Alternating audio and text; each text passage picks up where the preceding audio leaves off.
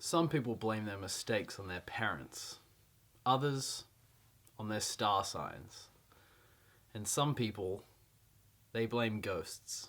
This woman actually reported to the news that she was pushed over by a ghost. Witnesses said that the fall was good, but could have been improved with Hollaback Girl by Gwen Stefani playing over the top. This much.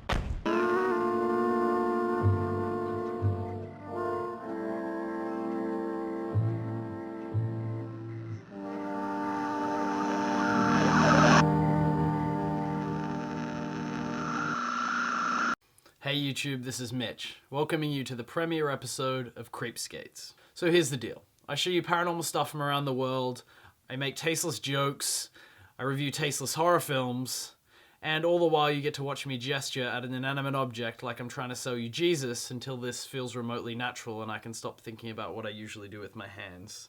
First up is a story about two men, Terry Richards and Guy Winters, who investigated a reportedly haunted mansion built in the 1800s in Indiana and stumbled upon the ghost of a former occupant, Irene O'Hare. Not only does Irene make a badass spirit, but she was apparently also the first ever raver, because during their investigation, Guy and Terry reported seeing pink and golden lights floating around the mansion. Guy also experienced hearing a heartbeat in his ear that was distinct and separate from his own. During the investigation, the pair recalled a smell akin to roses mixed with sulfur that was so overpowering it literally forced them out of the house. Coincidentally, roses and sulfur are the two main ingredients of a fragrance popular amongst patrons of the rave scene.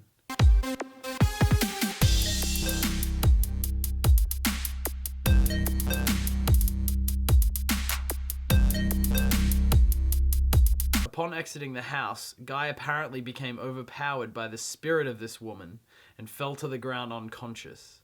Terry reported that there was a pinkish golden light coming out of his eyes. After a few minutes, the drugs wore off, the spirit left him, and Guy was able to stand up unaided and they rightfully hightailed it out of the place. As if it was straight out of some horror movie filled with people who don't know what's best for themselves in order for the plot to remain scary and interesting, Guy and Terry come back for more. Which reminds me, go and check out the trailer for Hell No, the sensible horror movie on pixels per second. Link is in the description. It is hilarious and apt as hell. Hey, Carlos. Me and the girls were wanting to sneak into an abandoned mental asylum this weekend with our Ouija board. Do you want to come? No, I don't. Smart characters, good decisions. So upon their return to the mansion, Guy and Terry take a few snaps from outside and capture the following images. And it is confirmed that Irene O'Hare is the most flamboyant Sith Lord ever. The images are then examined by professionals who are confident the images are real because what is in the picture came from the negatives.